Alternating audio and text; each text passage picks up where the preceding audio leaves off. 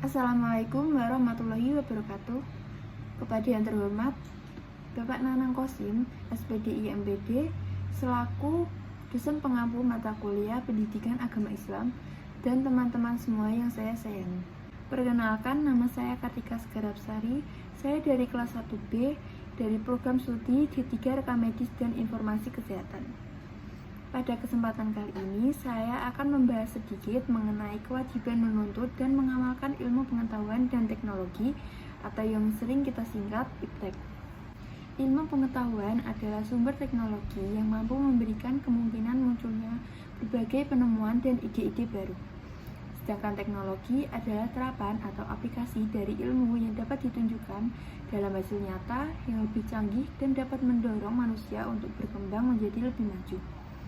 Ilmu pengetahuan dan teknologi atau biasa disingkat IPTEK merupakan sumber di mana seseorang dapat mengelola dan menggunakan suatu penemuan, ilmu, atau teknologi dalam kehidupannya. Tujuan dari diciptakannya IPTEK yaitu untuk memudahkan kehidupan manusia. Perkembangan IPTEK yang pesat ini juga memberikan dampak yang baik bagi peradaban Islam, tetapi begitu juga memberikan dampak negatif. Selanjutnya, peranan IPTEK dalam Islam. Yang pertama yaitu dalam akidah Islam. Peran Islam yang pertama yaitu menjadikan akidah Islam sebagai dasar konsep maupun aplikasi ilmu pengetahuan dan teknologi. Dengan menjadikan akidah Islam sebagai dasar ilmu pengetahuan dan teknologi, kita bisa melakukan segala hal dengan bebas, tetapi harus berdasarkan dengan Al-Quran dan Hadis. Yang kedua, syariat Islam. Syariat Islam harus dijadikan standar pemanfaatan ilmu pengetahuan dan teknologi. Ilmu pengetahuan dan teknologi akan lebih memberikan berkah untuk kesejahteraan manusia apabila disertai dengan dasar keimanan dan ketakwaan kepada Allah Subhanahu wa taala. Dan sebaliknya, tanpa keimanan dan ketakwaan, ilmu pengetahuan dan teknologi bisa disalahgunakan pada tujuan yang merusak dan mengancam nilai-nilai kemanusiaan. Berikutnya yaitu kewajiban menuntut ilmu. Kewajiban menuntut ilmu telah diterangkan dalam Al-Quran dan Hadis. Belajar merupakan sebuah kewajiban bagi setiap manusia, karena dengan belajar manusia bisa meningkatkan kemampuan dirinya. Dengan belajar, manusia juga dapat mengetahui hal-hal yang sebelumnya tidak ia ketahui. Selanjutnya, kita sebagai umat muslim haruslah lebih memperhatikan lagi dalam hal belajar, karena di dalam agama Islam sudah dijelaskan keutamaan bagi para penuntut ilmu. Allah menerangkan anjuran untuk menuntut ilmu dalam Quran Surah Al-Majadalah ayat 11, yang artinya, hai orang-orang beriman, apabila dikatakan kepadamu, berlapang-lapanglah dalam majelis, maka lapangkanlah, niscaya Allah akan memberikan kelapangan untukmu. Dan apabila dikatakan, berdirilah kamu, maka berdirilah, niscaya Allah akan meninggikan orang-orang yang beriman di antaramu dan orang-orang yang diberi ilmu pengetahuan beberapa derajat. Dan Allah Maha mengetahui apa yang kamu kerjakan. Kutipan ayat tersebut menerangkan bahwa betapa Allah akan mengangkat derajat mereka yang menuntut ilmu beberapa kali lebih tinggi daripada yang tidak menuntut ilmu. Isyarat ini menandakan bahwa dengan ilmulah manusia bisa menjadi lebih mulia, tidak dengan hartanya, apalagi nasabnya. Dalam sebuah hadis pun disebutkan tentang keutamaan mempelajari ilmu pengetahuan dalam Islam.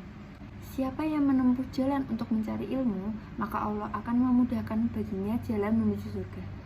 Dari kedua dalil tersebut menerangkan bahwa umat Islam diwajibkan untuk menuntut ilmu, karena Allah telah berjanji kepada kita di dalam Al-Quran bahwa barang siapa yang pergi untuk menuntut ilmu, maka Allah akan mengangkat derajatnya.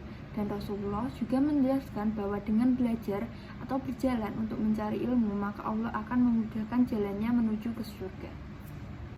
Kedudukan orang yang berilmu dan kewajiban untuk mencari dan mengamalkannya. Di dalam Islam, menuntut ilmu merupakan perintah sekaligus kewajiban. Manusia diperintahkan untuk menuntut ilmu karena dengan ilmu pengetahuan kita bisa mencapai apa yang kita cita-citakan baik dalam dunia maupun di akhirat. Ilmu yang telah kita peroleh membutuhkan lahan agar ilmu tersebut dapat menjadi penolong bagi kita, yaitu dengan cara mengamalkannya, baik dengan mengajarkannya ataupun dengan cara lain. Hal ini merupakan fardu ain bagi umat muslim. Ilmu yang kita ajarkan kepada orang lain akan menjadi amal jariah bagi kita. Dampak iptek di bidang pendidikan.